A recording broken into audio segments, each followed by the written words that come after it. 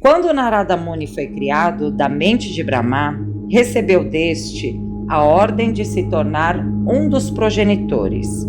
Mas Narada replicou que preferia permanecer celibatário. Brahma ficou muito zangado e o amaldiçoou. Você perderá todo o seu conhecimento e deverá se casar com 50 lindas garotas. Nascerá como um músico celestial e se tornará um inigualável tocador de alaúde. Depois, reencarnará como descendente de uma simples serviçal e será grande devoto de Vishnu. E assim foi.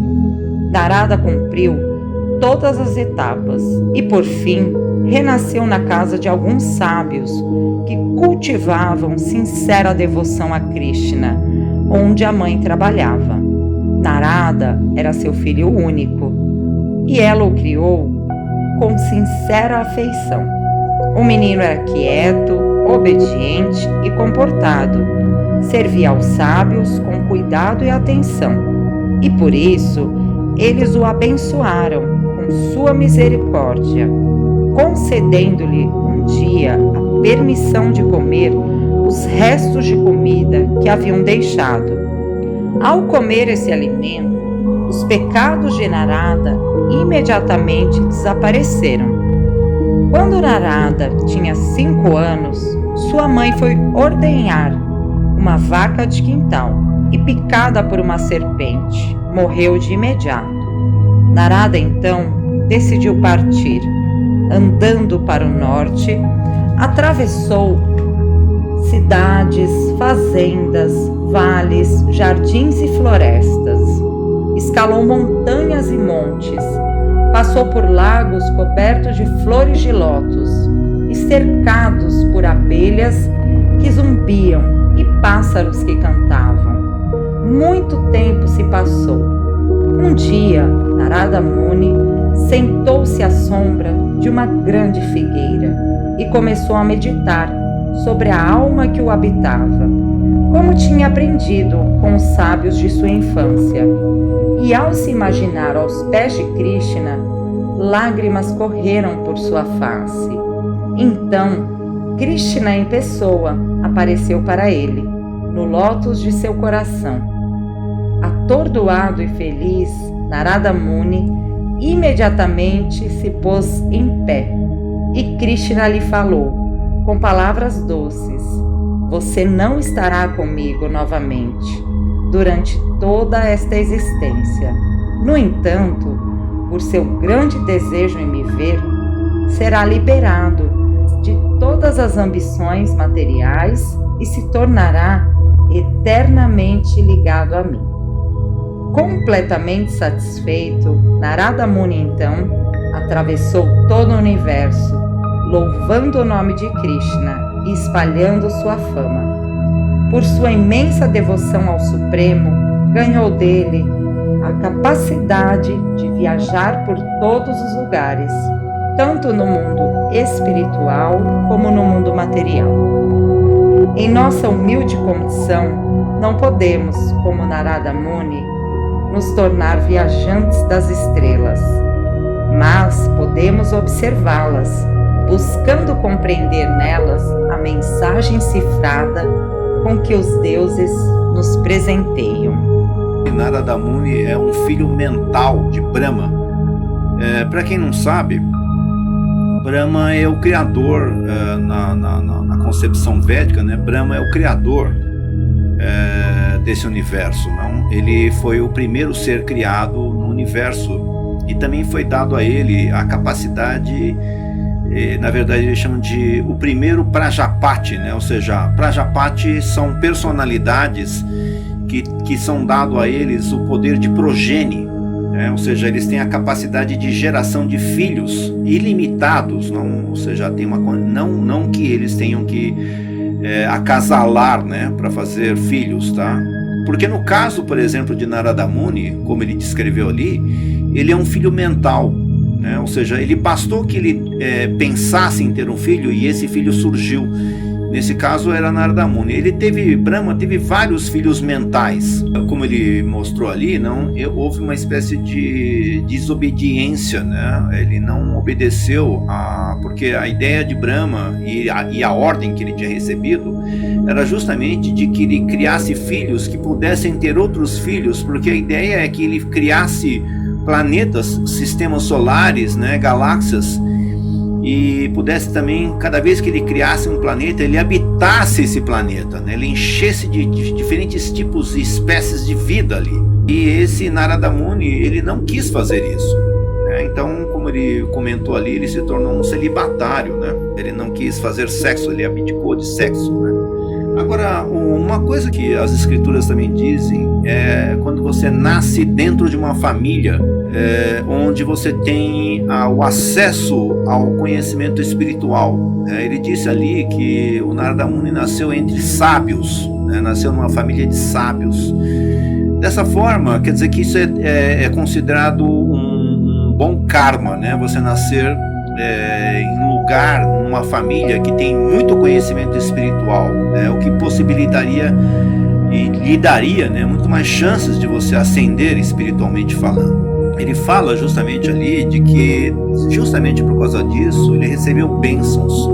Agora, é um ponto interessante aqui, viu? Vamos dizer, tá, que você seja uma pessoa que, assim como eu, ou todos nós aqui, sejamos muito desafortunados por ter nascido no Brasil, né, que é um país, como vocês estão vendo aí, né, nada certo, né, e que a gente tem pouco acesso, né, à informação espiritual verdadeira, tá? Não estou falando de informação institucional, né, ou seja, de igreja. Estou falando de informação espiritual de alto nível, né, coisa que realmente só existe em certos cantos do mundo, em regiões muito ermas, né, do planeta, em regiões interioranas, né, no Oriente, assim, em lugares bem de difícil acesso, não? Então os mestres, né, eles ficam escondidos nesses lugares porque eles não querem ficar conectados com o mundo material. Agora, receber bênçãos desses mestres, não, realmente é uma coisa, é uma grande fortuna. Então, se porventura você um dia cruzar com um grande mestre, né, na sua vida, você tem que prestar serviço para essa pessoa. Tá? Você tem que fazer algum tipo de trabalho, né? Que a ideia aqui, como diz nas escrituras, é que você possa agradar de alguma forma esse mestre, né? Para ele ficar grato para você, né? Porque dessa forma ele pode dar uma bênção para você, né? Ele pode te abençoar, né? Ele pode te dar vários tipos de poderes, né? Vários tipos de acessos, né? Que você não vai ter por si só, ou seja, por seus próprios esforços, você não vai conseguir alcançar. Mas o mestre, ele tem já esses poderes, então ele pode transferir esses poderes para você. Então a ideia é que você faça um bom serviço quando você encontre um mestre, né, para que você receba essas bênçãos, tá? E eu vou dizer para vocês, não é coisa simples você receber bênçãos de grandes personalidades. Muitas vezes nós temos que ficar muito tempo ali, né? Muito tempo, prestar muito tempo de serviço, justamente para você poder agradar, para de alguma forma você conseguir entrar nas graças do mestre, para você ser ouvido pelo mestre, para você chamar a atenção do mestre, né, com o seu serviço. Esse serviço a gente chama de seva, prestar serviço para uma grande personalidade. Então a ideia é essa, né? A única forma de você obter bênçãos, né, não é que você vai receber bênçãos só, mestre, me dá uma bênção. Então, que se dizia antigamente, hoje em dia não, né, porque os jovens hoje não respeitam mais os mais idosos, mas antigamente se pedia bênção. Vou bênção, dá bênção para mim, né? Hoje em dia perdeu esse costume. Em algumas regiões do Brasil, ainda no interior, assim, ainda tem, tá? Esse costume de pedir a bênção, né? Então, daí Deus te abençoe, né? A avó, né? O vô fala, né? Mas tá cada vez perdendo mais, ficando mais longe, né? Dessas tradições, né? Mas é muito bom você tentar receber bênçãos, né? De pessoas que são mais afortunadas do que você. Agora, outra coisa também que indiretamente você pode receber bênçãos, né, é o que ele falou ali, né, que é a questão de você comer restos de alimento do mestre. Quando você está num ashram, né, ou quando você está andando com o mestre, quando você está viajando com o mestre, não, geralmente vai um séquito, né, muito grande, né, de pessoas, né, ou seja, vai um monte de discípulos. O mestre fica cercado, né, com muitos discípulos. São às vezes dezenas de discípulos que viajam junto. Vem uma corte inteira, né, de discípulos. Agora, sempre no meio daqueles discípulos, né, tem uma pessoa que cozinha, né, tem uma pessoa que cuida da saúde, né, tem uma pessoa que cuida de uma forma geral, o secretário geral, né, e tem uma pessoa que serve também. Então, quando a gente estava, né, com o nosso mestre, na verdade eu tive 3 mestres, né, diferentes, e a gente costumava fazer uns pratos enormes, e aí sobrava tudo, né? Aí quando sobrava, né, aí todo mundo se divertia, né? Para poder dividir, né, o que a gente chama isso de prachada. A palavra prachada em sânscrito quer dizer misericórdia. Então, comer a misericórdia, né, comer os restos de uma grande personalidade, algo que alguém muito importante tocou. Eu sempre cito isso, né? Tem uma série que passa no History, que chama Trato Feito, né? Que americano é maluco, né, por ter coisas que pertenceu a alguém famoso. Né? Existe um culto, né, nos Estados Unidos em ter coisas, essa camisa foi do John Lennon, né? Essa caneta o Winston Churchill tocou, não sei o que, esse daqui é a roupa que não sei quem usou, não sei o que, aí vale milhões de dólares. Quer dizer, o cara é um ser humano normal, ordinário, né? Só ele é famoso e tal, né? E já dão milhões de dólares, né, para ter aquele objeto, né? Aquele pedaço de papel que o cara tocou. Então, que dirá você comer um alimento de uma pessoa que desceu diretamente dos planos espirituais para o planeta Terra? Então, é uma bênção extraordinária, né? Você ter essa oportunidade, tá? Então, se você também tiver essa oportunidade, ou até mesmo de tocar no pé dessa pessoa, né, que era uma coisa que a gente sempre fazia, né, quando chegava de manhã, ia correndo lá, né, e se jogava assim na frente, assim, tocava nos pés, né, do mestre, né, e a gente sabia o quanto era importante isso. Eu me lembrei, com tudo isso, sabe, de uma viagem que eu fiz para Vrindavan. Aqui algumas pessoas chamam de Vrindavana, né? Mas na Índia, quando você está indo, assim, né, eles chamam de Vrindavan, né, com B, tá? É um lugar, é a cidade onde Krishna nasceu. Krishna, na verdade, ele nasceu em Mathura. Também eu fui em Mathura, tá? Você que queira um dia ir para a Índia, né, você pode ir nesse lugar onde Krishna nasceu, que é uma fortaleza, um palácio que tem em Mathura, tá? Que fica no norte da Índia. E aí esse local, né, é uma espécie de um forte, né, na verdade é um palácio, né, que só tem os restos desse palácio, né, e existe ali um calabouço. Então você entra, né, é um lugar que todo de pedra, né, você entra lá no fundo do palácio, no porão do palácio, né, e tem uma cadeia lá, né. E as mesmas, é o mesmo lugar, é a mesma cadeia de 5.000 anos atrás. Ali, Krishna apareceu. Tem uma história longa, não vou contar toda a história, mas a história é que todo mundo adormeceu, né, e o pai dele pegou e levou ele para o outro lado do rio Jamuna, né, e ele foi criado em Vrindavana, esse lugar sagrado que eu estou falando aqui. Agora, a história que eu estou querendo contar é a dificuldade que eu tive para entrar em Vrindavana. Eu tentei várias vezes ir para Vrindavana. Na época que eu morava na Índia, tinha um grupo de pessoas que andava comigo, né, um gerente, um monte de gente, né, que andava comigo, os indianos, né? E só que nessas viagens eu não queria ir com ninguém, eu queria ir comigo, só eu mesmo, não. Então várias vezes eu tentei ir e não consegui. No meio do caminho acontecia sempre alguma coisa que eu era obrigado a voltar. Teve um dia, uma vez, não, que inclusive porque o ocidental, né, ele não consegue se acostumar com a questão da alimentação da Índia, tá? É muito difícil, tá? Tem gente que não passa mal. Agora, no meu caso, né, eu sempre passei mal, tá? Eu ia parar em hospital, né? Eu não me adaptava de forma nenhuma, né? Tanto que eu tinha que comer coisas que eram todas industrializadas, assim, eu não podia comer coisas naturais na Índia. E uma das vezes eu me lembro, mas eu quase morri eu peguei um táxi, né, para me levar para Vrindavana, não, e aquele dia lá realmente, acho que olha, foi por pouco que não abandonei o corpo naquela viagem, viu, porque foi muito difícil. Mas um dia finalmente eu consegui ir, né, consegui entrar em Vrindavana. Então é um local muito sagrado, tá? Os mesmos lugares de 5.000 anos atrás ainda estão lá, os palácios, não? Os templos, os mesmos lugares de 5.000 anos atrás estão ainda lá.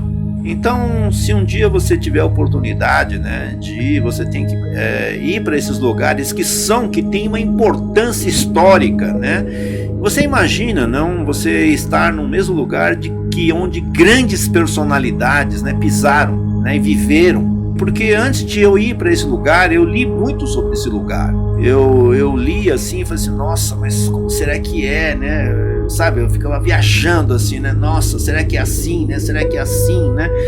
Nossa, deve ser assim, deve ser. Daí você tá lá e você, nossa, eu estou aqui agora, né? Eu estou naquele lugar que é considerado um dos lugares mais sagrados do planeta, né? E eu estou aqui, né, nesse lugar, assim. Então é assim, isso que a gente considera uma bênção extraordinária, né? Aí, além de que também vai para todos aqueles lugares, né, que tem milênios de existência, não? E tudo tá lá ainda, né? Então uma coisa é você pensar, né, que você ouve assim, isso aí deve ser uma mitologia, né? Isso aí deve ser uma lenda, né? Uma história que inventaram tudo. E outra é você ir lá e ver os seus olhos, né, estar no lugar. Então é uma coisa assim que te dá um outro nível de consciência, percebe? Assim, principalmente no sentido de desenvolvimento de fé, né, de você acreditar muito mais, né, de você ter muito mais convicção, né, muito mais determinação e saber que realmente aquelas coisas não são lendas, né, realmente aconteceram, né? Todos os lugares onde tem a descrição nos livros, né, você vê tudo ali ainda. Todos os lugares, os rios, né, os palácios, né, tudo, os templos, né, tudo está lá ainda. Então é uma sensação extraordinária, viu, gente? Esses lugares não tem muitos sábios, né, muitos mestres, né, muitos yogis, né, que ficam. Eu me lembro até, inclusive, eu estou me lembrando, não? Uma vez, para você ter uma ideia, tá? O Taj Mahal, que todo mundo já conhece, né? Que é considerado uma das 7 maravilhas do mundo, ele fica na mesma estrada, depois de uma certa bifurcação lá muda, tá? Mas ele fica na mesma direção, tá, de Vrindavana, né? Se você for para o Taj Mahal, você pode ir também para Vrindavana também.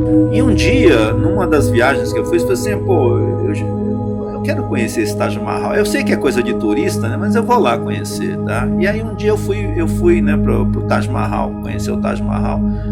Aí, na estrada, né, aquelas estradas poeirentas que tem na Índia, né, eu vi um cara pendurado numa árvore. Tem uma árvore grande assim na beira da estrada. Um cara estava pendurado de ponta cabeça, com os joelhos dobrados assim, né, de ponta cabeça pendurado na árvore, né. Eu achei estranho aquilo, sabe? Aí eu perguntei para os caras assim, o que aquele cara tá fazendo pendurado ali na árvore? Não, esse cara aí, esse yogi aí, ele tá aí já há muito tempo aí pendurado nessa árvore aí. Eu falei, sério? Eu falei assim, E aí depois, quando eu voltei, né, depois de uns 2 dias, o cara tava pendurado lá ainda. O que eu tô querendo dizer com isso? Depois, é claro, né, que eu fui entendendo que o yoga na Índia, né, ele é yoga mesmo. Não é um exercício que você vai na academia, né, vai aprender a respirar, aprender a meditar, né, não sei fazer um asana. Não. Os yogis lá são yogis místicos. Né? Eu vi cada yogi assim, eu não vou nem contar hoje aqui para não gastar todo. Mas eu vi cada yogi assim, gente, que não tem descrição. São yogis muito poderosos mesmo que eu conheci. Em todas as regiões que eu fui, né, eu sempre tive a oportunidade de cruzar com esses yogis muito poderosos, não? E uma vez que você reconheça esses yogis, né, que você reconheça esses grandes mestres, você tem que tentar obter a bênção deles, tá? Não perca essa oportunidade de jeito nenhum, tá? É uma grande oportunidade, né, você tocar, nessa pessoa, né? Você chegar perto dessa pessoa, você obter essa energia, né? Ter essa companhia, né? É uma coisa assim que vai marcar toda a sua vida.